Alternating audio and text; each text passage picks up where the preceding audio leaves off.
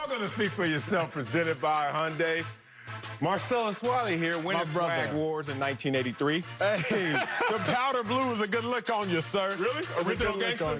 You like this? And Emmanuel Acho. You know, they say I look preppy. You do. What can I say? Yeah. I went to private school. You got in, it looks like. All right, Sailor over there. Let's get it started with Carson Wentz, who's been heavily criticized for the Eagles' slow start this season. And it did not look great last night when Philly was down by 11 against the Giants with under 5 minutes to play. That's until Wentz led the comeback. He threw 2 touchdown passes, including a go-ahead touchdown with under a minute left for the Eagles' second win of the season. Take a listen to Wentz and Doug Peterson after the game. It just shows that he's taking that step in the right direction to be one of the top quarterbacks in this league. And the last couple of weeks, we've put ourselves in position to really either tie the game a week ago and of course, this week win the game. And it's what it takes. I mean, you know, especially in the situation that we are, you know, health-wise as a team. I was pretty surprised we pulled it off. When I threw it, I thought it was a little high, but he, like I said, he plays bigger than he is. And obviously there was a lot of emotions there. It was kind of a big, exciting moment, but a big kind of sigh of relief because we know we left a lot of plays out there, but the way we battled and found a way at the end of the game was huge for us. All right, Acho. Carson Wentz silenced his critics last night. You see the smile on my face showing all my teeth that this orthodontist so gladly fixed. Yes, you know what, let me be honest. Okay. Let me be honest. Smiling that much. He didn't silence him, Marcellus, but he shushed him. Oh, okay. You know, when you walk into a large function with your kids, I know it's probably happened to you. I don't know if your kids are good kids or bad kids, but every now and then you be like, shh. Y'all be quiet. They might not completely shut up. But they quiet down a little bit. In the building. See, Carson Wentz, he made you have to whisper your critique. Ooh. A guy like you, Marcellus, today on this lovely Friday, you can't come out here and say it with your chest. Oh, you think? Your disgust of Carson Wentz, because he went out there and he said, hey, Marcellus, shh. You know how some people do that, do this. That's what he did. That's what he did. Marcellus, he started great. And he ended great. What happened? There was a whole lot of ugly in the middle. Oh, okay. There's a whole lot of ugliness. But what do they say? All is well that ends well. Ooh, and Carson Wentz, he shushed him. He ain't silenced him completely because there was still a little dirt that he needs to fix, still a little bit of dirt that he needs to figure out. But at the point in which you go into a game without Zach Ertz, at the point in which you go into a game without Miles Sanders, okay, but you had Lane Johnson and you had star receiver Deshaun Jackson, but neither of them finished the game, and you still get the dub. Marcellus, all I'm going to say to you is this. Can you look at me? Can I get a 2-box? Just me, Marcellus? Just me, Marcellus, please. Just wait, me and you. Here it is, Marcellus. Oh. That's all I got for you. Wow, that's all you got? You sure? You want to really start this conversation off with that? Hell no, he didn't silence his critics. He needs to work on enhancing the voice of his support. That's what he needs to work on, because his supporters are even like they're scared. They're tepid with their praise from. He kind of looked good, right? Like in the beginning and in the end, and forget the second and the third quarter where he did not look like a number 2 overall pick. Here's Carson Wentz right now. Wow, what a twilight zone we live in. When Carson Wentz, who's leading the league with the most turnovers, most picks in 7 games since who? Sam Bradford in 2015. Wait a minute, 2015, Sam Bradford. Oh, Carson Wentz wasn't there. Oh, because Sam Bradford was so bad that year, they actually drafted Carson Wentz to fix the issues that Sam Bradford had caused. And where do they find themselves in 2025 years later? In the same exact place, a team that has lost twice as many games as it has won, with the number 2 overall pick. But I should call him number 3 overall, because that's how much money he's making this year. 3rd most cash. But when I look at the stats, I see your passer rating is not 3rd or 2nd. It's 30th. When I look at your completion percentage, it's not 2nd or 3rd. It's 32nd, dead last. This is a guy right now that is going out there with reduced expectations, certainly not number 2 overall pick expectations. We've reduced him to a point where now, if he shows us anything, we're like, hip, hip, hooray, go Carson. You look like a 6th-rounder right now. Come on, the disrespect. The disrespect. The lack of respect to play the game and the position up to your standard or up to expectation. I'm going to keep it a buck with you. Because I get paid to be an analyst, not a fan. So I'm going to break down the good and the bad if I can. I got somewhere to go. Now, my pants are tight, so I'm going to walk slow, but I'm going to go to this big board, and I'm going to show you the difference between why Carson Wentz hasn't completely yet silenced his critics. Early on in the game, the first quarter, we're still seeing some Jekyll and some Mr. Hyde from Carson Wentz. So I'm going to show it to you. You see, it's the first quarter, 6 minutes in the game. Yeah. It's a cover 2 look. But the Giants, they want to confuse you a little bit. So that safety, Jabril Peppers, number 21, he's going to keep down in the box. I just highlighted him so you can see it. Watch the corner, number 24. He's really a cloud corner, a trap corner. Carson Wentz has to fit the ball between 24 and 21, who's about to back up on the screen for you. Carson Wentz sees it. Set your feet and just make the easy throw. I need you to shut up, Marcellus. Just make that throw. But you throw it over a 6'2 receiver, fully outstretched. Okay, but Marcellus, when it's crunch time, when Carson Wentz has to clean up his act, he realizes it is late in the game now. Now they're going to show him a completely different muddy picture. It's a little bit off camera, but you'll see it coming in camera later on. Carson Wentz has to look off the safety. He's staring left, staring left, staring left. Then he whips it back right at the last second, throws the ball 50 yards in the air, and oh my God, that's just so pretty.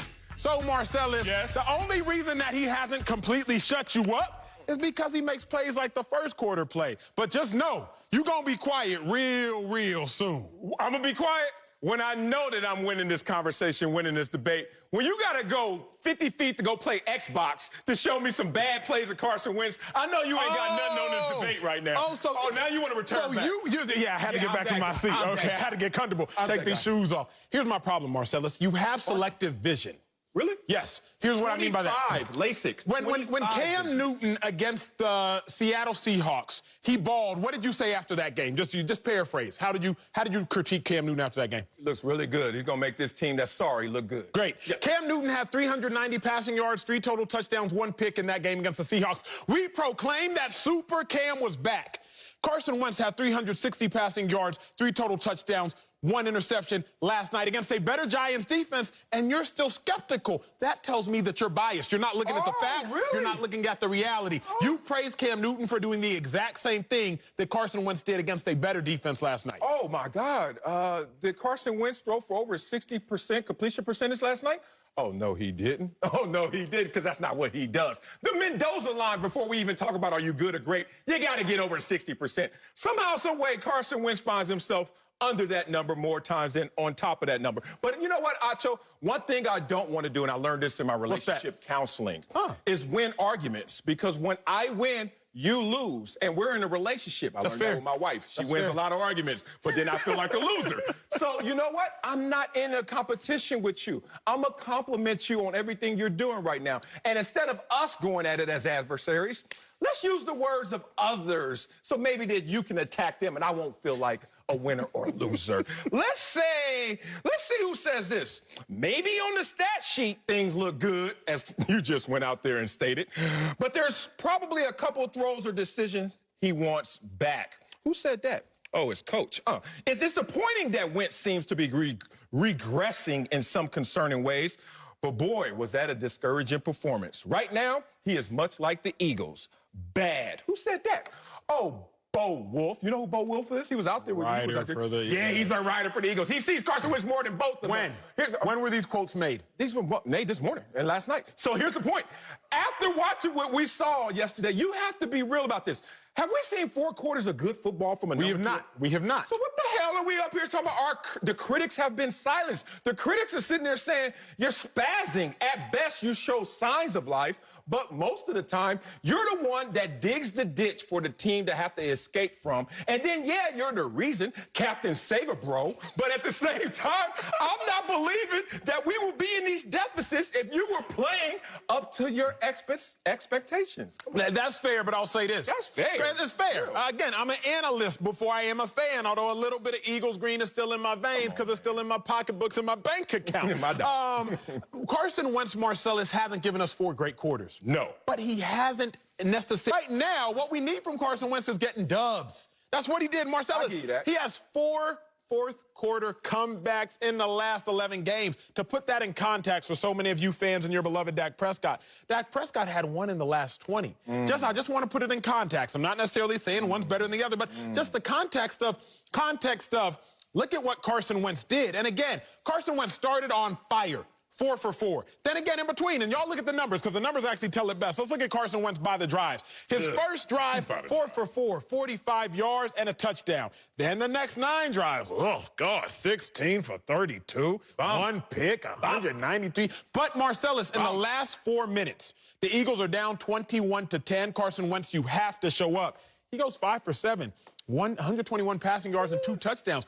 I still don't understand how you can knock that. Like, you was probably watching the presidential debate. See, the difference between me is I was watching the debate and watching the game. You must have just been watching the debate, and you must not have been watching the game that I was watching. Oh, so you didn't pay attention to either one because you were split in both. Oh, okay, so you got half the knowledge of the debate and half the knowledge of this game. Well, let me fill in the other half of the game that you didn't watch, the second and third quarter. I was like, you know me, I watch games with rooting interest. So the first quarter, I was like, I'm not going on Twitter. I'm not texting Acho. I don't even know who Acho is because I'm so upset Carson Wentz is balling out of control. And then the second and third quarter, my kids couldn't tell me nothing. I'm stomping around the house like, can't wait to go to work tomorrow. And then there's that fourth quarter. Here's the problem about that fourth quarter and that miraculous play and perfect pass. I give him that. The funny thing about a close game is that a play at the end tends to overshadow everything we saw before. That's fair. You know? That's fair. And when you get into those moments, all of a sudden we forget all of the learns from the first 3.5 quarters where Carson Wentz was not that dude. And if you're going to be so heavily invested in Carson Wentz and still look at Carson Wentz as a guy who's lost more than he's won this year, even in these subtle and these simple highlights that you find. You can run to the board all you want, but you're only going to be up there for a couple minutes because then you got to come back here. I'm going to be in shape, though. Okay, running back and forth, I'm going to be in shape. But most of the time, you're going to be here. You know why? Because there's not too many highlights out there for Carson Wentz. Let me ask you, though. Carson Wentz, he gave you 360 yards. He did give you 3 touchdowns, 1 interception. He did. What more did he need to do for you? 360 yards and 3 touchdowns, Marcellus. Let's just be real. That's a very, very, very impressive performance for any quarterback. You know what I need from him? I need this. I need consistency. Coaches love reliability. I don't care if you're great or sorry. Just let me know who you are so then I can plan accordingly.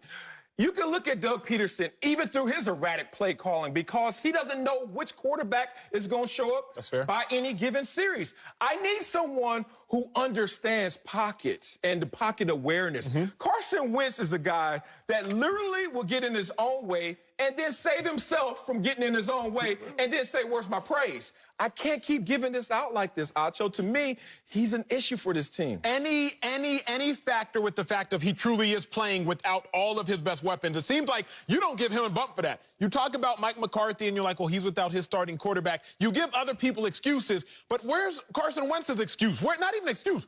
Where is Carson Wentz's explanation? You literally don't have Zach Ertz. You don't have Miles Sanders. I'm like, it's all good because Lane Johnson's coming back. Deshaun Jackson's coming back. But then Lane Johnson gets hurt. His starting right tackle, all-pro, Pro Bowl right tackle, Deshaun Jackson, the best receiver on that team, if all the receivers are healthy, he gets hurt. He doesn't play the last drive. Marcellus, Carson Wentz threw the game winner to a 5'6" running back.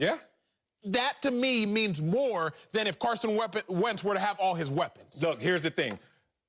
Here's the problem with Carson Wentz. Even with the injuries, I don't give him a pass. One, your decision-making ability. I don't give a damn who's out there. It could be the Pop Warner boys you just found. And then there's Carson Wentz and 10 Pop Warner players. Your decision-making is not dependent on what they're doing. It's dependent on what's happening between here. And 2, accuracy. You're under 60%. Doesn't matter who's running the routes, get them the ball. If you were 70%, I know they've had drops, but if you were around 70%, you talked about Cam Newton in that same Seattle game, 68%. When you talk about Carson Wentz in his good or great game, 58%. It's a completely different ball game when you're talking about a guy who at least gives you opportunities time and time again to win. Coming up at the top of the hour, now done with the Eagles. We'll tell you if last night's win proves they're the best team in the NFC East. But first, one of their rivals in Dallas is calling Sunday a must-win game. We'll tell you if we agree next. Speak for yourself, presented by Hyundai.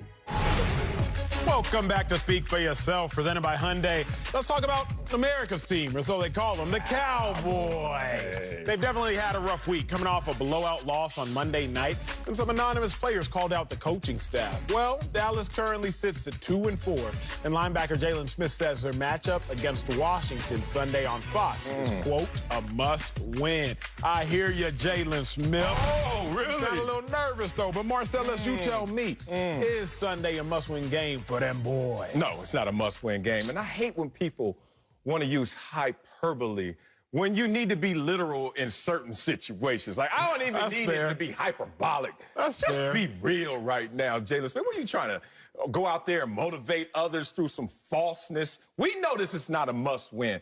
This is more of a, it would be nice to win to keep pace with the Philadelphia Eagles, but not a must-win. You know the statement is, in case of emergency, break glass. Not, well, in case of desire, in case of want, break glass. And that's what he's doing right now. He's breaking the glass. How many times are you going to get a chance to break the glass? Just once. Because then we get into what you talked about the other day. Players-only meetings. It sounds like one of those. Like you're going over there and hitting the emergency switch. We must win. What happens? Let's just say that you don't win this game. What is going to be the motivational message going forward if we just lost a must-win in terms of the piercing of their psyche and confidence? So you ain't got to lie to me, big dog. We know we can lose this game and still achieve our goals, so don't go out there and lie to me with hyperbole. My dog, I don't think Jalen Smith is lying. Oh, he lying. When he says they must win, I think the Cowboys, they must win. Here's why. The Cowboys are facing several different ailments. They have a lack of talent. Specifically at some positions. Oh, okay. Some positions, defensive backs particularly. They're full of emotions. And in the game of football, you can't really wear your emotions on your sleeve. They currently have several different ailments, but there's a cure. There's a cure. You can't go to the doctor's office and get it. You can't go to the herbal supplement person and get it. Can't go down to Venice and try to get some of these natural. And no. It's winning.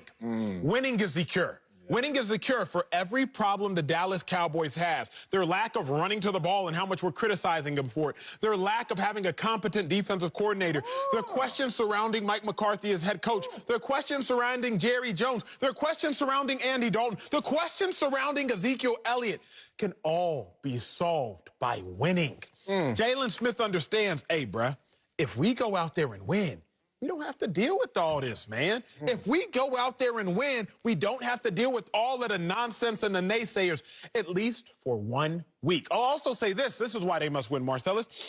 They haven't played winning football all season. They have 2 wins. Who has in that division?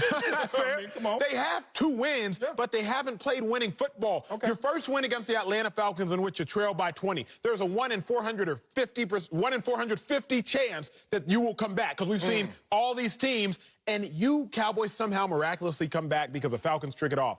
Then your other win is against the New York Giants, who are 1 in 6. Don't do that. You haven't played winning football, so for me, it is a must-win for the Cowboys. Yeah, but look, Dak did this too. I think he gave us a must-win, then he got hurt. But this whole must-win when you know you're playing against a team that you should beat and a team that you have beat. What they beat in Washington 7 of the last 8 times they played them. Like, it's like Philadelphia yesterday going in, we must win, we must beat the Giants. Yeah, you're now beating them 8 straight. So come on, man, if you're really going to take me there, let's go there.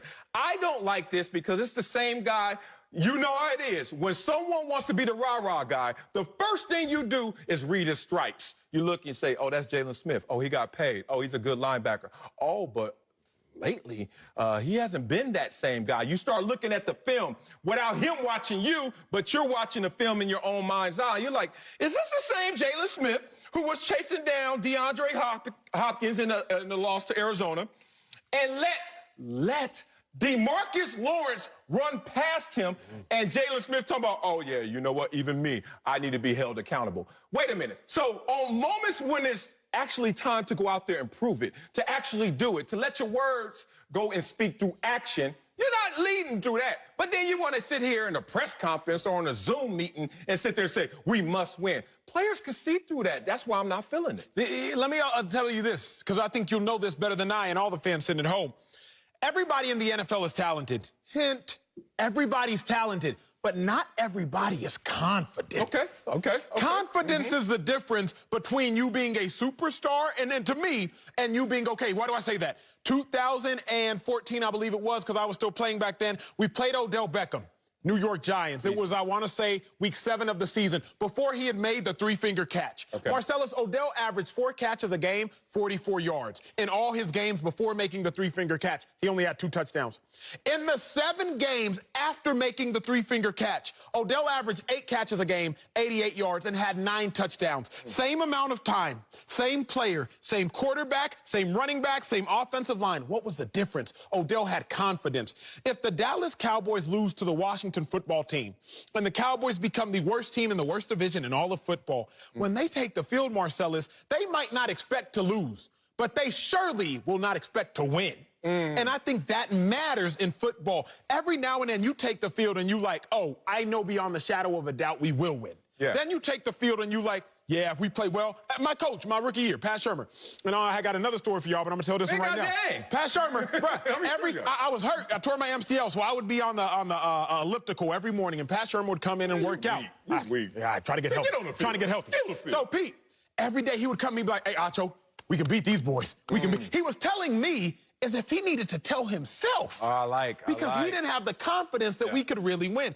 If the Cowboys don't beat the football team, they will start taking the field with doubt in their mind. And doubt is that first sign of weakness. Soon as you put on a uniform as a Cowboy or as an Eagle or as a football team or as a Giant, you're losing confidence in this NFC East. Nobody has full confidence. They're all playing losing football, so therefore their confidence has waned. I'm going to give it to you like this. I don't like what Jalen Smith is saying if he were my teammate, and I don't like what you're saying right now, because it seems like you want to be absolved of the criticism so we can get back to winning, so we can get back to being confident. I caught the steps in terms of how you want to play this psychologically, and I don't like that, because I don't need the outside forces and outside conversation to be my motivation. It needs to be internal. Here's the thing. You're saying, look, winning cures all. Yeah, but is it curing you in terms of illness, or is it just covering up the symptoms? And guess what? If Ezekiel Elliott doesn't ball out, if DeMarcus Lawrence doesn't get sacks, if we don't see Jalen Smith running sideline to sideline, but you win the game, you're going to be like Carson Wentz, feeling like, oh, we won, we're all good. No, we have a lot of issues. We need more than medicine. We need surgery. My dad used to give it to me like this. I used to run in the house all the time. As you could tell, I used to snack a lot. Like, I would have a big entree and some snacks. I was a Cheetos, Hawaiian Punch kind of kid. And my dad, when we didn't have the snacks, I'd run in there. We didn't have a pantry, just next to the fridge, stuff on the cupboard. And I'm like, Daddy, I'm hungry. He's like, okay, there's something in there to eat. And I'm like, no, Daddy, I'm hungry. What I was really saying is what I want to eat is not in here. My daddy quickly taught me a life lesson. He's like, I want you to know the difference between necessity and desire. That's facts. Okay? You walking in here looking for stuff and acting like, oh, my God, what I want's not there, so now I'm going to act like I need something. Be careful, Jalen Smith, because real cats in that locker room going to catch you and separate the real from the fake. But I don't know if it's fake to say that. Fake. Do they need to win? Be real, Acho. If they're a game and a half behind the Philadelphia Eagles and they get to play the Eagles twice, are they behind? Statistically, I know. Statistically, they're still in the fight. But, Marcellus, the Washington football team is a bottom 4, bottom 5 team in football. Yes. Consensus. If you lose to the Washington football team, you have wins over the worst team in second worst team in football in the Falcons, the third worst team in football in the Giants, and you would have lost to the 4th worst team in football in the Washington football team. What does that make you? Whoa, you feel me? I don't. No. If you're running a race versus the slowest people in the world, and you lose to all of them, you kind of got to look around and be like, man, what does that make me? The slowest person in the world. If the only people you beat in this race with the slowest people in the world is the first slowest and the second slowest, well, guess what, Marcellus? You're the third slowest. If the Dallas Cowboys only have a victory and only have victories versus 2 of the worst 3 teams in football, that makes them one of the worst teams in football. It is a must-win because otherwise you are in an abyss, not an abyss. Otherwise you are the sum of the people you hang out with. Okay. And if you hanging out with all these sorry teams, what that make you? Sorry. But your same logic, let's apply it fully. Okay. Okay, so we're only saying it's a must-win because we're right now behind in our division this much. Absolutely. And we're trying to keep pace with that team, the Philadelphia Eagles. And if we lose this week to Washington, who we beat 7 of the last 8 times, then we are super sorry. Not just sorry, super sorry because we lost to Washington. Correct. Who else lost to Washington? The same team you're talking about, you must win so you can keep pace with. It's a psychological tunnel that you're trying to take me in, but it's a dead end. Jalen, shut up and go out there and ball out, and then I'm going to be a believer. All right? It's time to make our picks for this week's free-to-play Super 6 contest. Terry Bradshaw is putting $1 million up for grabs again this week. All you have to do is correctly predict the outcome of 6 NFL games. Sticking with the Cowboys, they're in Washington on Sunday and one of the matchups this week. So, Acho, give me a winner. I'm in it. I'm going with the Dallas Cowboys. We them boys, 28-26 over the football team. Okay, I got the Dallas Cowboys as well, 29-16. They're going to get this one. Make sure you get your picks in before kickoff Sunday for your chance to be a millionaire like Acho. And for top stories, scores, and more, go to the Fox Sports app. Coming up, Carson Wentz led the Eagles to a big comeback win last night. We'll tell you what it all means for Philly. Next, speak for yourself, presented by Hyundai. Wednesday night, the Rays battled back to tie the World Series at 1 game apiece, setting the stage for a pivotal Game 3 with the Dodgers tonight, 7:30 Eastern, 4:30 Pacific, only on Fox and the Fox Sports app. Charlie Morton gets the start for the Rays. Right-hander is 5-0 over his last 5 postseason starts, taking on Walker Buehler, who's been lethal in the playoffs. Is that your baseball voice? No, I don't have a baseball voice. I got hit in the nose when I was young. Long story. 2.44 ERA in his postseason career. So let's go Dodgers. Let's get back to Carson Wentz, who led the Eagles to their second win of the season last night with 3 total touchdowns, including the go-ahead touchdown pass with under a minute left in the 4th quarter. After the game, Wentz called the win a, quote, sigh of relief. So, Acho, what is your biggest takeaway from the Eagles' win? I got several takeaways, Marcellus. He said your biggest. He didn't say... Sorry, when the Eagles win, I got to give you takeaways because people like you were too hard-headed to really understand what happened during the course of the game. My biggest takeaway then was this. Okay. Number 1, Carson Wentz still got the juice. He definitely, yes. People were underestimating Carson Wentz and had been. Marcellus, all he did was on a primetime stage when everybody like you were doubting him, go out and throw for 360 yards. And more than anything, he threw a game-winning pass to a 5'6" running back who was being guarded by a 6'1" safety. Boston Scott, the running back, had no opportunity to drop the ball. The ball caught Boston Scott. Boston Scott didn't even have to catch the ball. It was a thing of beauty. Oh, my God. Number 2. Doug Peterson still got the juice. And the juice from concentrate, Marcellus. You know, when I was a kid, you can buy the Simply Orange juice already comes in a big joint. Or you can buy the 8-ounce concentrate one that you freeze. Because you got to put it in water and you got to stir it and stir it and stir it. Doug Peterson still got the juice from concentrate. Why do I say that? The difference in the game wasn't actually Carson Wentz, no matter how much I profess and act like it was. The difference in the game were 2 penalties by 1 player on the New York Giants. Yes. The biggest penalty, the late hit on Deshaun Jackson, moved the ball from the Eagles 14 to the Eagles 29. That difference in field position, I would argue, was the difference in the ball game. Doug Peterson had the more disciplined team. My third takeaway, sir, before I hand you the baton to probably drop it, is the Eagles team is as resilient as ever.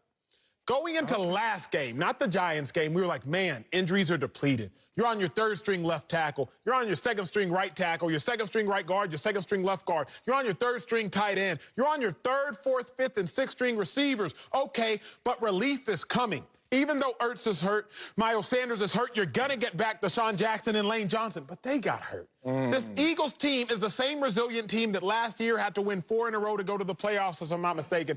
Same resilient team that lost starting quarterback, Hall of Fame left tackle, starting running back, starting linebacker, starting Pro Bowl special teams player the year they won the Super Bowl. Not as talented, obviously. It's not what I'm saying. But they're just as resilient. So what are my takeaways? I don't have a biggest takeaway. When you see a lot of good things, Marcellus, you got to speak a lot of good things. Those are my 3 takeaways. Carson got the juice. Doug Peterson got the juice. Eagles are still resilient. You, sir. Okay. What'd you learn? Me? What'd you learn? I know you're expecting an on defense right now because you think I'm going to take some shots, and I'm not. No shots. This is a team that fights. As coaches would say, this team has high character. Low talent, but high character. Fair. No, in all seriousness, I like the fact that this team is going to give you 4 quarters worth. You know you're going to be in a fight if you go against the Philadelphia Eagles that we saw last night, and we even seen the last 3 weeks. Let's just be real about that. But here's the problem. When we talk about this team of character and we talk about its leader in Carson Wentz, he's going to lead the fight.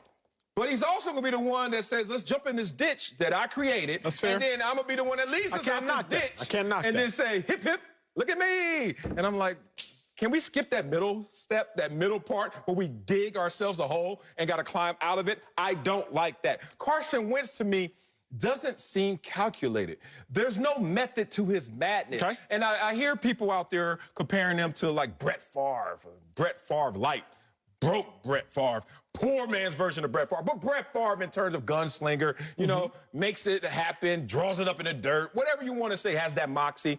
And here's the thing, when I look at Brett Favre, even when I saw him in error, when I saw him failing, I saw someone who seemed calculated. Not uncalculated. It seems like there are times during a game where you're looking at Carson Wentz literally like number 2 overall. He should have been a number 1 overall. That's an amazing pass, the last pass for a touchdown. And then there are times when you look at him and be like, they drafted him after Sam Bradford to get the same thing they got with Sam Bradford. It's amazing. But, Acho, do not ever come on this show and not keep it 100. You're talking about they still got the juice. Got the juice. They got the juice, a gallon, quart. Right? Maybe they got a cup. Tablespoon? A cup. They got a cup. Give them a cup, Teaspoon? What juice? You talking about primetime football. There are more people in the studio right now than in that stadium last night. Ain't no primetime, no lights, no road issues to deal with. I'm not believing anything you say when you're trying to give them props, other than you know you're going to be in a fight if you play the Eagles. You said this, Carson Wentz might be uncalculated, but I know someone who is uncalculated. How about Fox NFL analyst Bucky Brooks? Bucky, I've been waiting for this one. But, Bucky, when you go to a baseball game, you have walk-up music.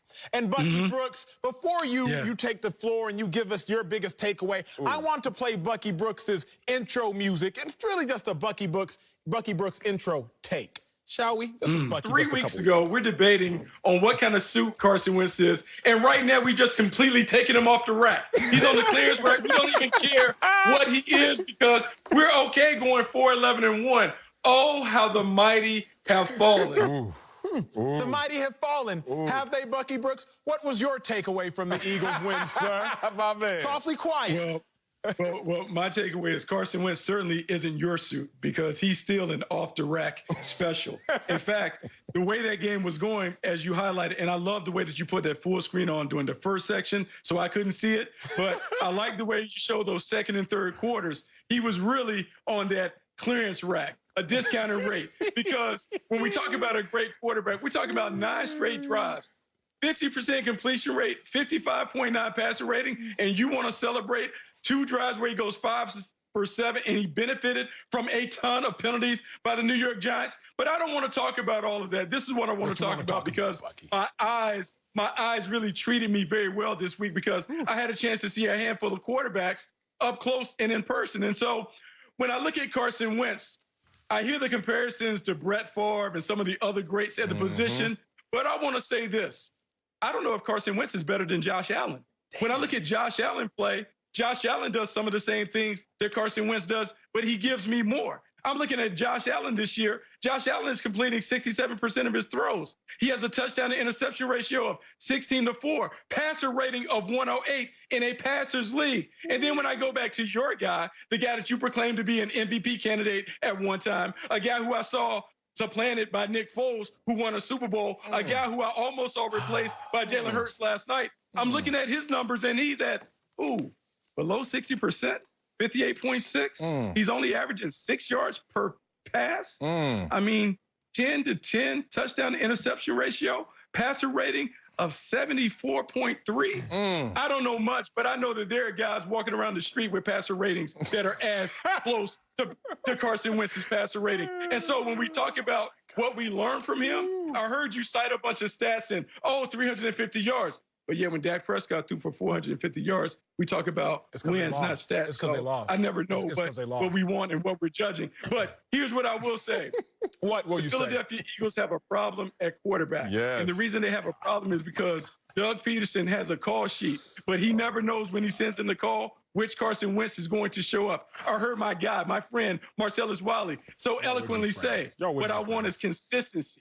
I just want to know that the guy that I'm getting, he may not be an A-level player, but be that B-level player all the time. But what I get from Carson Wentz, from play to play, I get roses and I get doo-doo.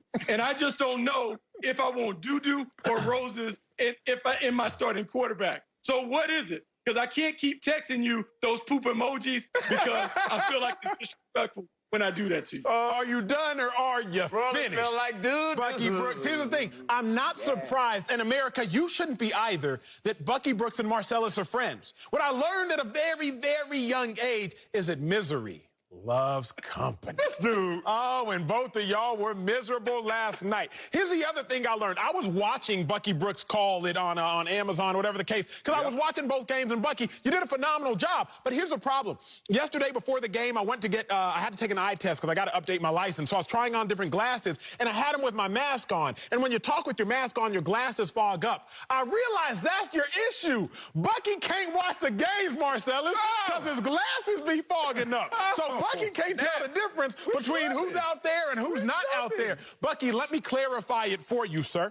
Carson Wentz's last drive, he completed 3 phenomenal balls. They were to Richard Rodgers, a tight end, the third-string tight end, came into the game with 9 catches on the season. Then it was to a guy by the name of Boston Scott, came into the game with 6 catches on the season. Carson Wentz is out there making, now he's not even making lemonade out of lemons. He's making Arnold Palmer's out of lemons. See, I would go to restaurants and my mom in her sweet Nigerian accent would be like, may I please get an Arnold Palmer? See, I'm like, what? See, and I realized Carson Wentz is actually making Arnold Palmer's out of lemonade. Where's he coming up with the iced tea, Bucky Brooks? I don't know. But he's making such sweet, sweet, sweet magic with what he has. Oh, I like that. I love that, Acho. I'm assuming that you played multiple sports in high school. Obviously. Maybe you ran track. I hope that you played basketball. Of course. Did you play basketball? Of course. Okay, so what you saw from Carson Wentz out there is what we learned not to do in basketball. That's run to the corner and then throw these cross-court passes that are desperate to be picked off and run down the other way so someone can boom on us.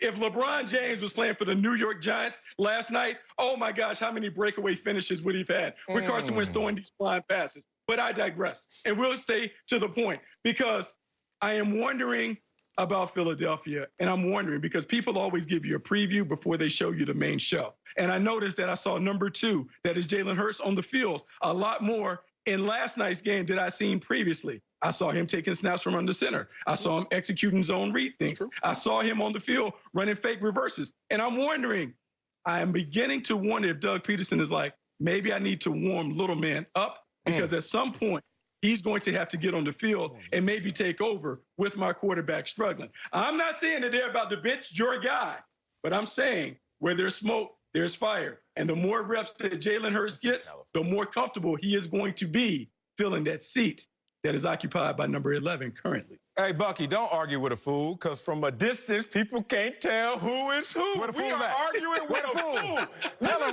Listen to his last night. I got his last night detailed now.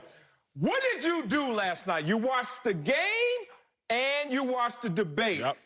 After going to get an eye test. So all of that in summation, this dude can't see, and then he only watched half of what he was trying to see. He doesn't understand what we're talking about, Bucky. We are fully invested as analysts into this crap. This dude is half in it, and then half in that half, making it a quarter. That said, why should we even talk about the Philadelphia Eagles, even if they win the division? Because they're going to have Carson Wentz, if he stays healthy, as the quarterback in the playoffs. Y'all want to hear Carson Wentz's resume in the playoffs? 1 completion, 3 yards. rides. Carson Wentz is not leading these guys anywhere, even if he takes them on this ride. Watch your for mouth. Fourth quarter Watch your mouth, passes Marcellus. That look Watch your mouth, cute Marcellus. and still cover up Watch your all mouth, the warts Marcellus. that they have. Coming up, Jimmy G is making his return to New England Sunday, a real quarterback. We'll tell you if the 49ers or Patriots like their quarterback situation better. Let's speak for yourself. Welcome back to Speak for Yourself. The Patriots are 2.5-point favorites at home against the 49ers Sunday, according to Fox Bet. Jimmy Garoppolo faces his former team for the first time since being traded. On the other side, Cam Newton had his worst game as a Patriot in Sunday's loss to the Broncos. Bucky Brooks is back with us to take his lashes. But Marcellus, which team should feel better about their starting quarterback? The 49ers with Jimmy Garoppolo or the Patriots with Super Cam? Oh, I'm going with the 49ers and Jimmy GQ. Good-looking dude. Comparison is the thief of joy, so I am not taking a shot at Cam Newton. This is a very difficult question, but I'm going to ride with the guy who has a 25-8 win-loss record, 758 win percentage, only 6th best in NFL history. I'm going to go with the guy who, in his first full year as a starter, went to the Super Bowl, had a 10-point lead in the fourth quarter with the #2 defense in the NFL, and found himself on the short end of the stick. I'm going to go with the guy that right now everyone wants to pile on and kick him while he's down just because he's injured. But let's talk about Jimmy GQ with the injury. We saw him in the Miami game and get yanked. We were like, yuck. So let's just look at that one and say, hey, we got to give him a pass. Why? Because he has a high ankle sprain on his plant foot. And outside of your throwing arm or shoulder, that's the worst injury you can have as a quarterback. So let's just move that one to the side just because it wasn't really Jimmy G out there. What has he done in his other 3 starts when he was healthy? 7 touchdowns, no interceptions, 68% completion percentage, 120 passer rating. You know he's cooking. Only other guy who has those type of numbers is the MVP front runner and Russell Wilson. So I'm riding with Jimmy G because of his disposition, of his demeanor, of the fact that he's a winner, unfazed with all of the criticism, the hate that comes every single day of the guy who's not only achieved, but exceeded the expectations that were given him. Marcellus, you are a great man, so I would assume you're a great father, but you do some things that make me question if I would want to be one of your children. Here is why. You make excuses for some of your kids, Jimmy G. Oh, he's hurt, he's hurt, he's hurt. But you don't make excuses for your other kids. There's a bunch of other quarterbacks who you're like, well, he got hurt, so he's injury prone. Jimmy G has missed 15 of the last 38 games as I see it. So I'm just wondering, Marcellus, why you make excuses for some of your kids but not others, but I digress. Cam Newton is who the Patriots should feel better about. The Patriots should feel better about their quarterback situation because Cam Newton does more with less. Why do I say that? Cam Newton, does he really have a lot of viable weapons out there? We know he doesn't. We know he has Julian Edelman. He has an underachieving first-round pick from last year. He has a couple running backs, but none of them are true RBs. They're more so pass-catching running backs. But my biggest point is Cam Newton actually has a bunch of true yards that aren't inflated. Y'all know when y'all go to the store and y'all get a bag of chips, and then y'all look at that bag of chips, but half of the bag is air? I can't stand it, bro. That's Jimmy Garoppolo's stats, because I look at his bag of stats, but half of his bag is air. So let's look at the true yardage. Jimmy G and Cam Newton. I'm going to talk about the passing yards and the rushing yards, sans yak, yards after catch. This is what Jimmy G does without his receivers helping him out. This is what Cam Newton does. 522 to 298, ew. Rushing yards, 225 to 17, ew, but expected. So total yards, true yardage, when you take the air out of the bag and you're just trying to get to that sour cream and onion chip. Cam Newton, 747 total yards, Marcel, it's true yards. True yards? And Jimmy G, 315. It's not a conversation, but Bucky, maybe you can make it one. True yards, Bucky. No, Acho, like this is a rare instance where great minds are thinking alike. And so I welcome you to this side. I appreciate you embracing greatness by coming over here because you're right. I feel better about Cam Newton than Jimmy Garoppolo. You eloquently stated the point against Jimmy Garoppolo, those empty calories that you find in potato chips, because that is exactly what's happening. I think the best way to describe Jimmy Garoppolo is as a former video gamer, he is a joystick. And Kyle Shanahan is playing the game through him. basically what Kyle Shanahan is doing is he has created a system and he is running the game through the quarterback. The quarterback can't do anything on his own accord. So the last game against the LA Rams, when he threw for 268 yards, 226 of those yards were yak yards. It's all about the yak bros being able to get it done on the perimeter. And so the frustration from Kyle Shanahan when you see him on the sideline with Jimmy Garoppolo as he inevitably misses 3 or 4 home run shots that Kyle Shanahan has dialed up is because he knows that his quarterback is just a B-plus player, and he has to do everything right to get him there. And without it being perfectly scripted and crafted for his quarterback can't get it done. So despite the numbers, we know that we should feel better about Cam Newton because Cam Newton is more talented and really a better overall player. Oh, wow. 6 in NFL history and win percentage, but that's a B-plus player, or B-minus, whatever you want to go. I was generous. It's Friday. Oh, wow. You take a team to the Super Bowl in your first year as a starter. Oh, that's a B. What are we talking about here? Y'all keep giving me examples that don't even make sense. Let me give you the chips example from a real chip eater, homie. Cheeto champion up here.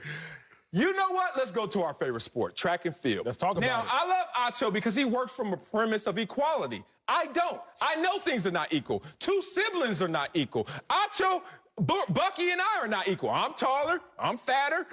I'm better looking. There's a lot of things going on right here. Here's the thing. If you watch the sprint relay, ooh, that 4x100, everyone that is lazy is going to assume they all run 100 meters. But if you know about it, and if you know you got a stud, you got a star, you got a Usain Bolt, he going to run about 110, 120. Facts. You know what we going to do? we going to rig this passing zone. we going to rig our mark so he can get more. You have to understand that Jimmy Garoppolo on your team means that we're going to give him a little bit more. People only talk about Jimmy G in the short and intermediate passing game. Guess who led last year, 2019, in terms of passes 20-plus yards or longer and completion percentage? Jimmy Garoppolo. Since 2019, since y'all want to talk about it, and that's his only 1 year as a starter, only 7 quarterbacks are averaging at least 8 yards a pass attempt, 35 or more touchdowns, and a completion percentage over 65. Guess who is one of those quarterbacks, along with Patrick Mahomes and Russell Wilson? Jimmy Garoppolo. I don't know what he did to y'all. Maybe because he's so good looking that people just want to hate on him. I feel like I don't know what it is about his game. Maybe because he played behind Tom Brady. Some thought he was going to run Tom Brady out of town. That he just came and entered the league, or at least entered San Fran, with an inferno of hate. But if you dive into the numbers, Bucky, I expect more out of you. Jimmy Garoppolo is a beast. Bucky, honestly, go ahead. Retort, Bucky, because he called you a beast. You know, like Marcellus, I appreciate you bringing it to track and field because as an ACNC championship sprinter, I ran anchor leg on the 4x1 relay, and I took the baton from Alan Johnson, a gold medalist. So I understand when you have to take the stagger zone and cut it shorter to determine who you want to run longer. So when we think about Jimmy Garoppolo, you talk about him running a farther distance. No, I would contend that is shorter, that he's getting the baton at the very end of the zone because they don't want him to have to run the entire 100. So what Kyle Shanahan does is he basically gifts Jimmy Garoppolo these easy completions so he can run up these stats. And because we're talking about it in relay terms, Brandon Ayuk, George Kittle, Deebo Samuel, he has some of the best relay artists with him. So yes, he is easily handing the baton to these guys and they are doing all the work, but yet Jimmy Garoppolo is standing at the top of the podium like he's a gold medalist. And we know that he doesn't. My dog, Buck, it's good to be on the same side as you, my dog. Marcellus, what is Matt Ryan without Shanahan? I don't know. I know with Kyle Shanahan, he's an MVP winner. That's what I know. I know he's the best quarterback in the NFL. He's the best quarterback in the NFL statistically. Here's the other thing. It doesn't matter really how we feel about these quarterbacks or how we feel about Jimmy G, because Kyle Shanahan told us how he felt. Remember, Kyle Shanahan pulled Jimmy G for what? He was hurt. C.J. Beathard? Hurt. He pulls Jimmy G. And Nick Mullins he's getting questions because of how Nick Mullins performs. Is Jimmy G going to get his starting spot back? Meanwhile, We saw the Patriots without Cam Newton. Belichick is on hands and knees praying, God, if you would only bring Cam Newton back sooner than later, Lord. Marcellus, Kyle Shanahan told us how to feel. I don't really care how you feel. I don't care how Bucky and me feel. Shanahan already told us he's not even that fond of Jimmy G. Go ahead, powder up, bro. Your head getting a little shiny because you're taking these lashes, feeling the heat. Oh, Kyle Shanahan, the same dude that got the epic comeback. Who gave him that whop, whop, whop? Bill Belichick? Tom Brady? Yeah. So let me trust Bill Belichick over Kyle Shanahan, even though I like both. Who did Bill Belichick fall in love with? As soon as he saw him, said, damn, I got the GOAT up here in 2014, but I'm going to draft me some Jimmy G and fall in love with him. To the tune of there was some dissension in New England because of the adoration. We've seen people step out on their spouses before, Marcellus. Hey, man, not on this show. That's all that happened, Only okay? one of us married, Bill big dog. Belichick was in love with Tom Brady. We've seen people flirt. We've seen people see somebody else like, oh, Jimmy G look kind of good. Hey, Anna Marie, he ain't talking about nobody on this show. That's my wife. Okay, here's the thing. I'm trusting Bill Belichick before I trust me some Kyle Shanahan. I'm going to tell you what's really going on What's up, here. bro? This is real. Jimmy G is injury prone. He's only had 1 year as a full-time starter, and then this year he's hurt again. He has only started 28 of the last 46 regular season games. So what happens as an organization is you have to start making muscular moves. I tried to tell you about this, Acho, before, but here we go again. A muscular move may be a deceptive move. A muscular move has multitask. It means one thing is I want to protect you, Jimmy G, from injury. Another thing is, damn, you always hurt. And another thing is, hey, capologist, hey, John Lynch, general manager, guess what? Jimmy G, if we let him go at the end of the year, is only due $27 million next year. But if we cut him, $2.8 in dead cap. And $24 million saved. So just in case, not because Jimmy G's not a baller, just in case we can't get Jimmy G on the field consistently, we have to start to look at ourselves without Jimmy G. That's the only reason why there's a short leash and pulling him is because they're making that muscular move in terms of economics. Hey, man, I really like that argument. That was nice. You gave me a lot of words and semantics, and I kind of lost my way following along. That was great. But here's what it really comes down to. If they really love Jimmy G, you would see Kyle Shanahan really embrace him. But I want to go on the other side. It's the Cam Newton thing. I know everyone is unfairly grading him off of what I would call the COVID game. Look, he didn't play well against the Denver Broncos. Neither did their team. They had 2 practices. They didn't do it. I think this Sunday, we will finally have an opportunity to see the New England Patriots unleash Cam. And when I make my return to the show, we'll get to talk about Jimmy G and why this may be his swan song in San Francisco. And Marcellus, if you want to talk about muscular moves, I feel like you should leave that to the 2 more muscular people on the show. And myself. That would be true. I would agree. I'm about to unbutton. I'm just being honest. Coming up in our big story, Carson Wentz and the Eagles are on top of the NFC East. I'm going to tell you why that win last night proved to me and America they're the best team in the division. Let's get back to the Eagles for our big story. They were down by 11 to the Giants with under 5 minutes left until Carson Wentz led them back through 2 touchdown passes, including the go-ahead score with under a minute left for the Eagles' second win of the season. Philly now in first place in the NFC East. After the game, Wentz talked about the importance of winning, especially in a division. Listen. It does a lot for us. It does a lot for our confidence, the way we've really fought to come back in the last couple ball games to actually do it and pull out a win. It's huge for our confidence, and we know it's a divisional game, so it's huge for the NFC East as well. Bucky is back with us, but Acho, did the Eagles prove they're the best team in the NFC least? Absolutely, beyond a shadow of a doubt, gentlemen. I went into the game and I was nervous. I bit off all my little thumb, all my little nails. My doctor told me back when I was young, stop biting your nails, Acho, but I bite my nails when I get nervous. But this morning, boy, I felt good. They are the best team in the NFC East. Why? They have the best quarterback in the NFC East. I think that is abundantly clear to both you and to Bucky Brooks at this point in time. 2, they have the best head coach in the NFC East. And I think that is also abundantly clear. Bucky Brooks, just, yeah, your glasses probably is fogging up. And lastly, Marcellus and Bucky Brooks, they have the most resilient team. Now let me go through it line item by line item for you. They have the best coach. Clearly, Joe Judge, I told y'all he was going to be terrible, and he's showing y'all that he is terrible. Mike McCarthy, sure, he won the Super Super Bowl back in 1989. You know what I mean? Okay, he won it back in 2010 or 2011. But either way, his Super Bowl is dated. You want to talk about a Super Bowl winning head coach as of recent time? Can we talk about Doug Peterson about 2.5 years ago? And Ron Rivera just has a lot on his plate, but I love Ron Rivera as a head coach. Let's talk about the quarterbacks. Kyle Allen, stop playing with me right now. Andy Dalton, the red or right, stop playing with me right now. That was fast. And I know, I had to turn real quick. Chill out, bro. Chill out, okay? Stop keeping my receipts. Are you CBS? Stop keeping my receipts. And then lastly, Daniel Jones. My dog can't even run 80 meters without falling down, although he's running very fast. Carson Wentz, the best quarterback. Give me the best quarterback and best coach to dictate who has the best team all day, any day. It's the Philadelphia Eagles. You know you're up here lying. That's why you was all hyped and talking out the side of your mouth when you don't want to respect the country you live in. But I do. It's America's team. That's right. It's the Dallas Cowboys. And I'm going to make it simple for you, big dog. Who has the easiest road and who has the best car on that road? Oh, the easiest road is who has the best, easiest schedule. Dallas Cowboys have the easiest schedule going forward. Who has the best car, the most talent? The Dallas Cowboys have the most talent.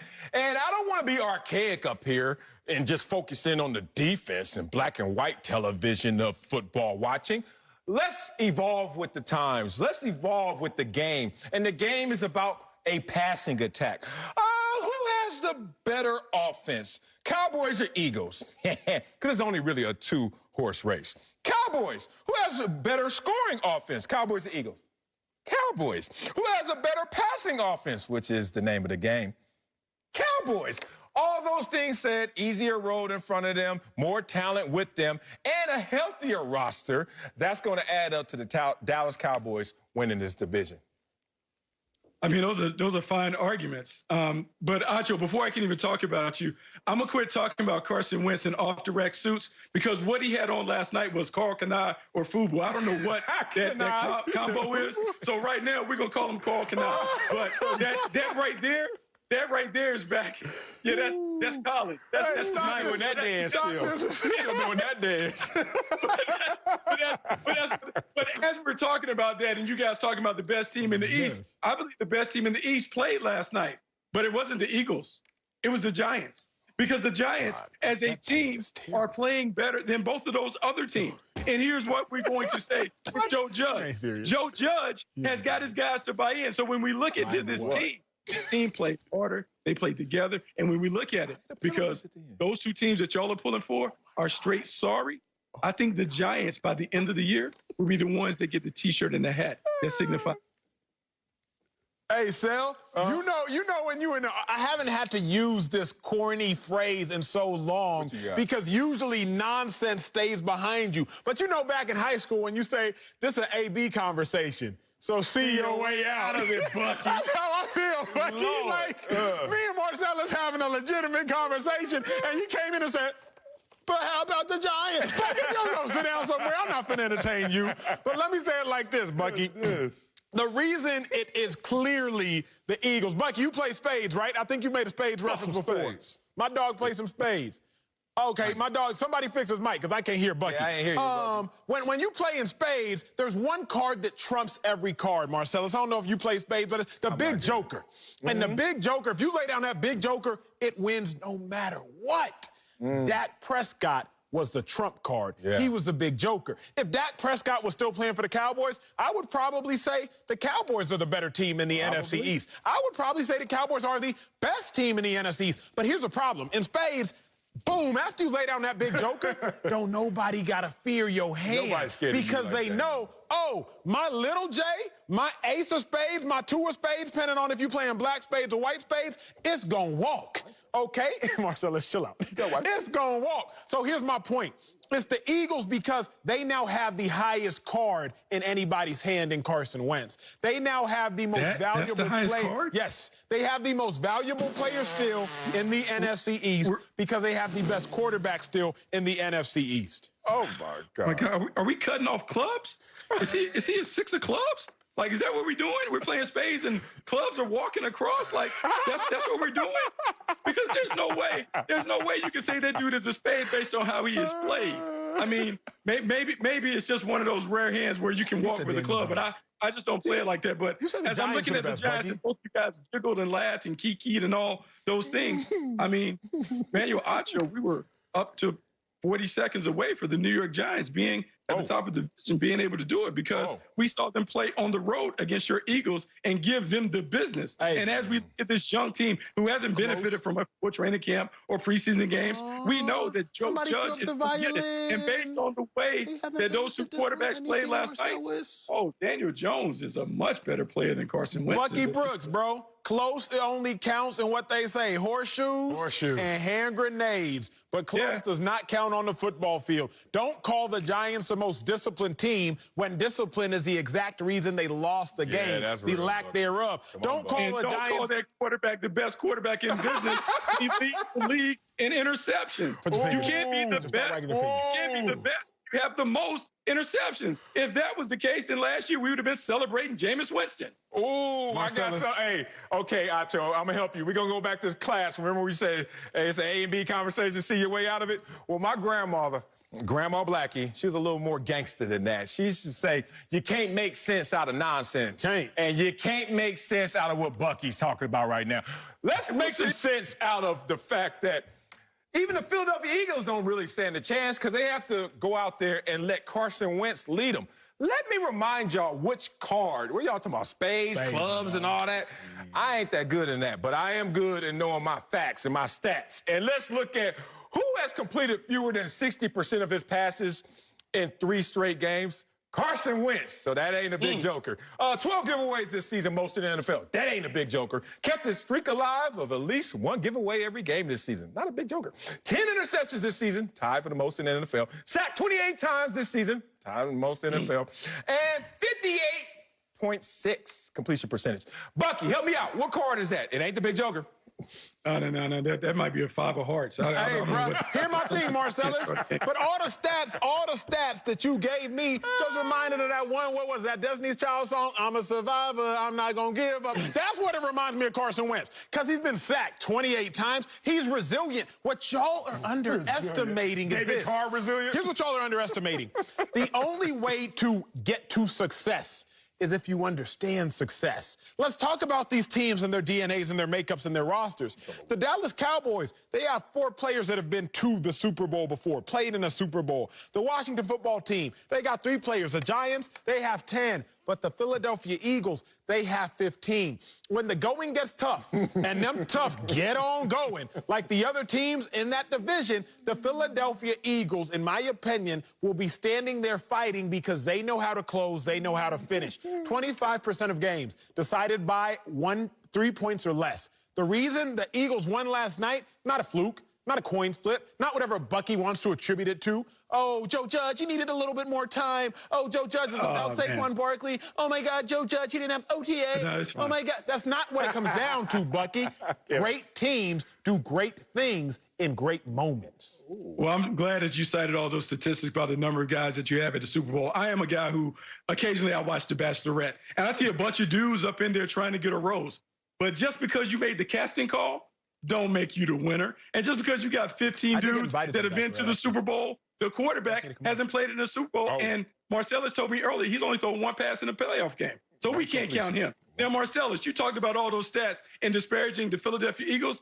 Let's talk about America's team. Ezekiel Elliott has a tough time holding on to the football. America's team has been victimized and plagued by the number of turnovers. We have guys on their team who don't like to run from one side of the field to the other side of the field because the expectation and the standard is too high. Oh, by the way, we have Mike Nolan and that defense giving up 38 points against everybody. So I just don't know how you can confidently feel like the Dallas Cowboys is somebody that you can hang your hat on. And then on the other side, I don't know how you can feel good about a quarterback that is dead last in every major passing statistic that we keep up with. And oh, by the way, we can't convert 2-point conversions. It's only a matter of time. I know we'll keep the receipts, and you guys will come back, and you'll praise me, and you'll revere me for seeing it before you saw it. But the New York Giants are the best team in the division. Oh, my goodness. All right. I'm going to say that I'm not very confident in my bet, but I got to place the bet because I got to win this bet to get home. And this is what I'm going to do. I'm going to look at the guys in terms of talent. I'm going to say who's the top dog in each situation. Ezekiel Elliott, I would say, for the Dallas Cowboys. Where you going to go? The Giants, Daniel Jones? Where are you going with that, even though I like Daniel Jones? Carson Wentz. Ezekiel Elliott is better at his position than those guys are at their position. So I think when the going gets tough, they're going to be able to count on someone. Forget all the rah-rah. Forget all the pep talks. Just somebody go out there and get it done to help the team cross that finish line as a team that can win this division. And last point, Acho, you said 15 guys for the Eagles made the Super Bowl. One of these things is not like the others because Carson Wentz was not one of those 15 guys, so he ain't leading them boys anywhere when it comes to championship aspirations. Go to break. Coming up, we're moving on to the Cowboys. We'll tell you Mike McCarthy is focused on all the wrong things. And I'm beating up on my team. Next, Speak for Yourself, presented by Hyundai. Welcome back to Speak for Yourself. Let's keep it rolling with the Cowboys. They're coming off a blowout loss, which puts them in second place in their division at 2-4. Well, next up for Dallas is a road game in Washington, followed by a road trip to Philly. Head coach Mike McCarthy talked about the importance of taking care of business in the NFC East, saying, quote, "Win the division games, you win the division. Clearly, that's the way our division is set up, where everybody, as far as their season and the number of wins and losses. This is probably going to come down to the division games like it normally is." So, Marcellus, be real with me, bro, because I know what that sounds like. But do you have an issue with Mike McCarthy saying their focus is on winning divisional games? Yeah, huge issue with this. Just like Jalen Smith out there saying, must win when you don't have to win. I don't like this one as well because they're already recalibrating. Like, the goal has already been changed, been altered. You're in a place where now, instead of you getting closer to your goals, you just want to bring your goal closer to you. Give you an example. If Acho and I, we're going to take this cruise, big dog. We're going to go on a cruise. I don't know why, but we're going to go on a cruise, SFY cruise. And our destination is Hawaii. All right, let's take a cruise to Hawaii. And then all of a sudden, this is your captain speaking. We're just going to change our route and destination. Catalina. You know where Catalina is? Like an hour away. Like, that ain't Hawaii. Like, wait a minute. I signed up for something greater than what you're now selling me, Coach. And that's why I don't like it. It's just a short changing of us having full desire and the same aspirations. It seems like he's trying to reduce things because he thinks this team is less than what he had. Bro, think about this for a second. Mike McCarthy, what are you doing? Just 70 days ago, August 21st, Mike McCarthy says this quote. He says, man, if you're not trying to win the Super Bowl, I don't even know what you're doing in this business. I think that's what every team starts the offseason with. That's the only sentence in that paragraph that you need to hear. Mike McCarthy said just 70 days ago, if you're not trying to win the Super Bowl, I don't know what you're doing. Now, Marcellus, he talking about winning division games? Yeah. Like, how dare you lower the bar so much? Marcellus, there's a quote. Shoot for the moon, and even if you miss, you land amongst the stars. Well, Mike McCarthy, he's shooting for the roof so he can hit the ceiling?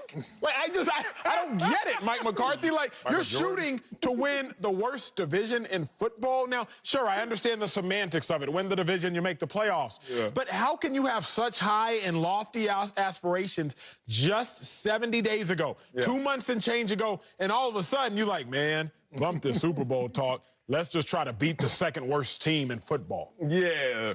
What are you talking about now? The ceiling is the roof. You remember Michael Jordan doing that? What the hell are you talking about? What are you talking about, Michael McCarthy? You know what? I was a good student. I want to get an A in this class. This is a tough class. I want to get an A in my chem class. A couple days into chem class, whoa, chem class is fighting back. Yeah. I'm like, oh, you know what? I just want to pass. I just want to get up out of this. It's crazy that a coach doesn't understand how he's being received. It may sound good in your own mind, your own mental concoction. Like, oh, yeah, I can tell these guys, hey, let's streamline this. Let's strip this down. All that matters are divisional games. You know why all that matters are divisional games? Because the entire NFC East is 2-15-1 outside the division. So, in a way, he's trying to run a calculation that makes sense to his team because nobody's out there winning games outside the division. But at the same time, you got to understand, Coach, we heard you a month ago, as you showed. If we heard you then and we hear you now, What sense does both of these things make? Coaches have to understand, Big Bro, that your players listen to every word and every action. Everything. My first year in the Cleveland Browns, before I got hurt, Pat Shermer calls us up to the huddle. He brings us all up. We had a perfect offseason team activity practice, and he says, men, phenomenal practice. That was a perfect practice. If you keep practicing like this, you'll look up, we'll be 10-6. We'll be 13-3. I said to myself, wait a second. If we play perfect, Marcellus, we still gonna lose? Yeah. Like, if we play perfect, we're still gonna have losses? Did you just say great job? If y'all do everything right, we're still gonna be sorry by perfect standards? I remembered that. He came up the next day and he apologized to us and said, I apologize, man, I'm never gonna sell y'all short. It was too late. We finished that year 4-12. Mike McCarthy, you just let your team know your ceilings for them are incredibly low. You tell me, Sel, if your child comes up to you, Daddy, when I grow up, I want to be an astronaut. They might not really have a chance of being an astronaut, but you ain't going to tell them that. Like, how are you going to kill down the dreams of a child? And that's basically what Mike McCarthy did. Yeah, well, my son, you seen his head? He ain't gonna fit in that thing. Oh, he ain't gonna be too damn big. What's wrong with you, bro? What's wrong? I'm looking at him like, hey, dog, you want to be linebacker or DN? What the hell? You ain't gonna be no astronaut. All right, I'm sorry. All right, here's the real. I played in Dallas. It's so hypercritical, and this is important to understand what they're really going through in terms of pressure. And you talked about it before earlier in the blocks when you were saying all the outside noise was silenced, or at least shh, if we get a win. And right now, he's looking at the situation where he's like, I am in such an adverse situation. The team is not good. The defense is historically bad. And then I lost my leader at quarterback. So now I'm getting pounded from the outside. People have forgot my resume. People have forgotten that I am a championship coach. And I realize I don't even have the ammunition, or at least am I motivating this ammunition enough to get us to where we have to go? So, human behavior, the first thing you do is reduce what you want. As simple as that. Look, I grew up in poverty. You grew up normal, whatever you may have been. But when you don't have a lot, all of a sudden, this becomes a lot. Like, it becomes a relative experience. And then you try to live in that and find the joy in that until you realize that there's more than just that. These players know more than just winning divisional games. Yeah, that's good. You know what I'm saying? That's good. So, and now you try to come here and say, no, I'm going to put you back in that box. Kind of a poverty of sort for who they are in terms of their talent. They're not gonna buy it, big dog. It's almost like, bro, I've been to these track meets where you watch the high jump, right? I threw discus, so I would watch the field events. Were you a little fat boy? No, I was just long. You know, I had long levers. You know, it's all about levers, okay? So I would watch the high jump, big bro, and you would see sometimes even a great jumper, they'll start to lower the bar. They lower the bar so he can get over it. And the problem is you're not going to let him maximize his ability if you bring the bar down to your lower expectations, which undermines the true ability that they have. But I'm gonna end it like this, because I told you, got my master's in sports psychology, and I studied this. And I wrote my final paper, big bro, before I could graduate, on goals. See, I don't believe in goals. I believe in having an objective with no limitations. Because Mike McCarthy, you gave the Cowboys a goal. At best, you'll reach your goal. At worst, you won't, and you'll ruin your self-esteem and self-efficacy. Stop giving the Cowboys a goal, particularly if the goal is too low. Have your objective, winning the Super Bowl. Give yourself no limitations, and McCarthy, just see where you land at the end of the season. Coming up, Russell Wilson is openly campaigning for Antonio Brown in Seattle. I'll tell y'all why that is a huge mistake. Don't do it, Russ. Welcome back to Speak for Yourself. Let's head to Seattle, where reports say the Seahawks interested in signing Antonio Brown. AB's his suspension is over after week 8, and Pete Carroll said, quote, we'll see what happens. But Russell Wilson is taking it to the next level with his desire to have AB in the mix. Take a listen. I think Antonio definitely has taken those steps in the process. And like I said, nobody's perfect. You know, from the conversations I've had with him, he's really been remorseful and he's been humbled. You know, with Coach Carroll, I think with the teammates that we have, the men that we have, and the growth, I think if he does play football, I think this is a great place if he does play again, you know. I think this is a place that he'll grow a lot as a man, too, as well. Go Hawks. So, Acho, you like Russ putting pressure on the Seahawks to sign AB? The Hawks. Marcellus, I hate it. Absolutely hate it. I was scarred, however, in college. My sophomore year, I was just a young buck on the team, and I'm sitting in front of the room at halftime, and our defensive coordinator says, everybody, just do your job. And he punches a clipboard. Blood starts running down his face. Will Muschamp, head coach of South Carolina now. True story. What? I remember that to say, what? In football, everybody just do your job. Russell Wilson, John Snyder is a Super Bowl winning general manager. Pete Carroll is a Super Bowl winning head coach. And Russell Wilson, you are a Super Bowl winning quarterback.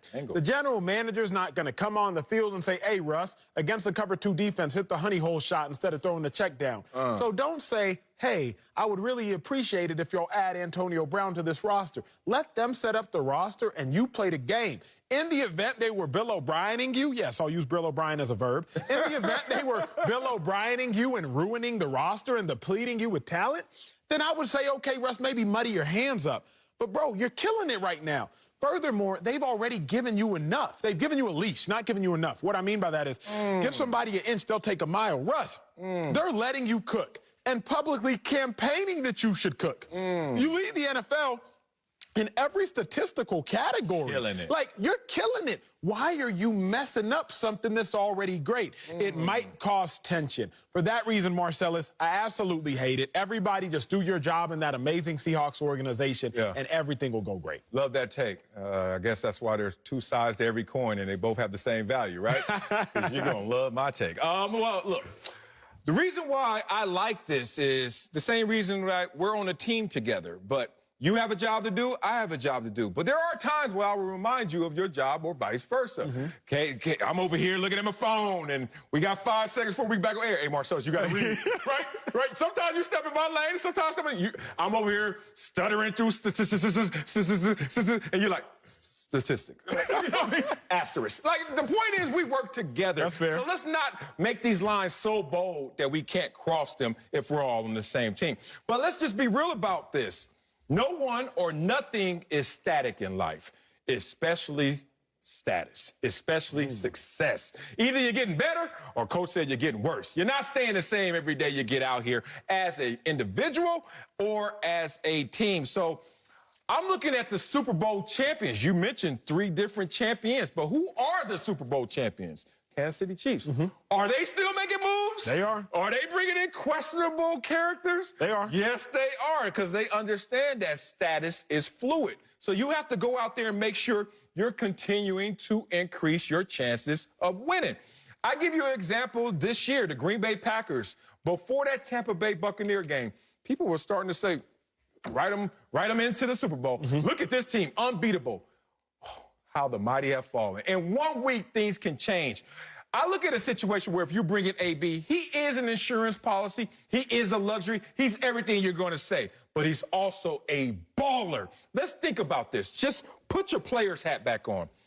And imagine AB on the team with Russell Wilson, who's playing the best quarterback position that we've seen in a long time. And AB had a 6-year run where he was the best thing we've ever seen in the NFL. I mean, ever. Like 100 yards plus, 100 receiving catches plus, and 1,200 plus yards. 6 straight years. And then you're going to put him in a situation where he can't get double teamed? He did that against the double team, big dog. You get him now, he's single cover. Who you going to cover? Lockett, Metcalf, AB. Oh, I'm single covered? My name is Antonio Brown. Oh, I'm still single covered? Woo! Let Russ cook. We'll go to another dimension if you bring him into the fold. It may go to another dimension, but it may shut down and malfunction the whole system. That is my fear. Okay. When you talk about DK Metcalf and Tyler Lockett, 2 stud receivers for the Seahawks. All right. But they're studs as it stands right now. Look at the top targets. When they are targeted by Russell Wilson, they have the highest passer rating in the NFL and the 5th highest passer rating. That is Russell Wilson when he targets those 2 dudes. They're already balling. Russ, you literally can't get better when targeting the current receivers on your team. Nobody's beating you. Why in the world would you want to muddy up that picture? That is what I don't understand. I also think that culture doesn't beat talent. My coach used to try to tell me that culture can beat talent. I don't believe that. All right. I believe that talented culture can beat talent. You feel me? Talented culture can beat talent. The problem is The Seahawks, y'all already have a talented culture. If y'all only had culture, if y'all were only shooting basketballs in a team meeting room, which you so often see video of, everybody joking around, but y'all didn't have talent, I would say make the move. Yeah. But y'all already have immense talent, a great culture. The issue with Antonio Brown is not about talent. The issue is about the culture fix. AB should play in the NFL again. Again, let me say that so people try to cut this joint off. He should play again. Just not with the Seahawks. Be careful, big dog, because we know we both played a collision sport with a 100% injury rate. That's fair. Right? What happens if Metcalf gets hurt? We're going to say, hey, where AB at? Oh, damn, he already signed. Anybody goes down, he's your injury insurance policy on top of, he's going to be the cherry on top of this situation. And I look at this defense, and you're saying everything is going fine. No, it's not. They have the worst defense in the NFL. So think about it. What's the greatest defense in the NFL? A greater offense. You could just put up more points. And as great as this offense is in terms of scoring, number one, their third down percentage is 31st. Why do I bring that up? Because that's an important down, especially playoff time. Keep the chains moving when you don't know how guys are going to respond in those playoff moments. So AB comes into the fold. You start to realize AB can't be double covered. AB is going to help us in case of injury. And AB is going to help us on third down, money down. Russell Wilson is going outside of his skin because he knows how good AB is, and he knows how much pressure is on him to just carry this team because of that whack defense. This offseason, who did Russell Wilson work out with? In his home in San Diego, Antonio Brown. And this is what Russell Wilson can't say, but I can. He knows how good DK Metcalf is. He knows how good Tyler Lockett is. And he's like, but y'all have no idea the chemistry, how great AB still is. AB made his toes curl, man. He went to his house. I mean, hey, make me a sandwich. Like, AB told the dude to make a sandwich. Like, that's how good. AB is still that dude. And he's like, why can't we get him? Oh, because of what he used to be like or what he used to do? Trust me, our relationship, things have changed. Here's the thing, bro. Russell Wilson is known for helping people come out of bad relationships they've previously been in, okay? We know that. But just because you did it in your personal life does not mean you need to do it on the football field. Sierra, here's the other thing I will say. The Seattle Seahawks, they already have Josh Gordon on the roster trying to fight to apply for reinstatement. A coach once told me, if you make too many exceptions, you will soon become far from exceptional. Coming up, That's a little weird. Daniel Jones couldn't get out of his own way last night. No! We'll tell you how we felt about that blunder. That's next. Speak for yourself. Welcome back to Speak for Yourself. Let's have some fun. Even though the Giants lost last night, but there was this moment that everyone was talking about. Daniel Jones broke away for what appeared to be a highlight reel touchdown run, but oh my God, he tripped all by himself and landed on the 8-yard line. Jones said, quote, I was just trying to run faster than I was running and got caught up. The internet went crazy. Yes. Patrick Mahomes, he even chimed in, tweeting, I mean, I can't even say anything because I would never have been able to run that far either. I love it. You got to love the good comedy sometimes. All right, Marcellus, did you like it? Did you love it? Or did you laugh at it? All of the above, dog. I had to give him props at first because when I saw him break through, and I know Daniel Jones, and I always talk about his athleticism. Don't let the paint job fool you. I was like, he out. It's gone. And you can see some of the linemen like, oh, you're not catching Daniel Jones. To the tune of his peak speed was 21.23 miles an hour. Lamar Jackson's fastest was just last week, 21.01. What? He ran faster than Lamar Jackson's ever run on a football field in the NFL. So I knew he was gone. And then I remembered the turf god. The turf god. Not the turf monster. The turf god is undefeated, bro. When he gets upset because you keep stepping on him, oh, Sniper. he's a sniper on the roof. Remy on the roof. So what happened was something that I could relate to as well. I get it.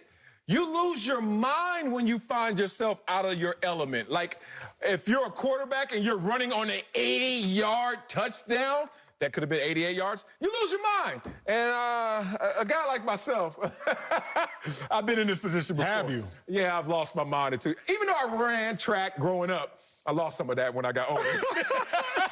Big dog, let me say, I gotta show you a clip or two, and don't laugh at the video quality because it's way back in the days. But look, your boy. First of all, that's a good play. Hell of a play. Hell of a play. Hell of a play. Now, why are my legs going up and down in the same spot? I don't understand it. And everyone. Good. Go. Oh. No. Come on. Golly. Now, I thought that was his bad. You know me, third row, cutie. Had to holler at her. All right. Now, this is the one. AFL. Buffalo Bills, look how old this is. I'm out, dog. You Nobody gotta be in the out. street. Who out? Who out? No turf monster. 12-year-old track state champ, Pete. National champ. That was a wide receiver. I kill you. That's the only reason I got caught. But Daniel Jones, I did not run my fastest in any of those clips because I was out of my mind. Visions of grandeur. I lost my way. Bro, 1, that was hilarious. 2, hell of an interception. I can't even lie. Give me that. But 3, I actually loved it. Like, I didn't laugh at it. Here's why. You didn't laugh. Here's why. When I heard I laughed until I heard he was running 21.2 miles an hour. Right. Because I said, the fastest I ever ran, and I'm not a burner, I was a high 4.6, low 4.7 guy. In practice, we started wearing GPSs in 2014. That's when the NFL really started wearing them. Was 19.8. On special teams with no pads on. 19.8. Now, I didn't get to run 80 yards like he did. Maybe I could have built up more speed. I'm not giving myself that benefit of doubt. He was moving. He was like, people heard you say Lamar Jackson ran 21 points, and they're probably like, you lying, bro. I'm telling y'all, the fastest I ran as a linebacker. Think about this and show them the tape. Daniel Jones was pulling away from defensive back Nicole Roby Coleman. Watch those 2 players. After he makes the fake and after he starts to break. Now, mind you, that Eagles defensive back, bruh, he ran a 4.53 at the combine. That Eagles player who Daniel Jones is running away from. So many fans, bruh, I say this. If you exclusively laughed at it, you either 1, have never played like professional sports. Or 2, you weren't playing when there were GPSs. Imagine it like this, fans. I'll put it in your terms. Give it to us. Imagine if you walking in the jungle, you picked up a baby cub, and you start running away from some lions. I promise you'll trip too. Daniel Jones was carrying the one thing that all those Eagles were trying to get run faster than he'd ever run, bro. I love it. Yeah, that's the scary nightmare we all have had where you're like, why can't I move? Because in your head, you're like, I need to get there so bad. And then your body's like, all right, calm down. You got to stay within your skin. You got to be smooth in those moments. And it's unfortunate we didn't see him finish that moment because that was a highlight. And speaking of highlights, I could have showed you like some special teams tackles here and there. But like, I told you I didn't play long enough to give you highlights like that. All my highlights in life are going to come from this desk. You're going to see a bunch of cut-ups in different suits, different lapel pins, different pocket squares, cracking different jokes, but you're not going to see none of that. Acho, run to that big board again or something. Let me see. These pants too tight. I already told you my pants too tight. Stop clowning me because Uncle Jimmy about to clown me next. I ain't got time to take it from you and from on. You got to give me something, big dog. All right, whatever. All right, we got Uncle Jimmy coming up, and he's going to end the show. You sure you can't run the big board?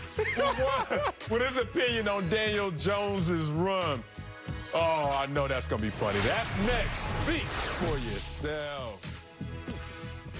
Before we go, Uncle Jimmy joins us. Oh, no, look at that suit. My dog. So we already gave our thoughts on Daniel Jones's run. What you think, twin?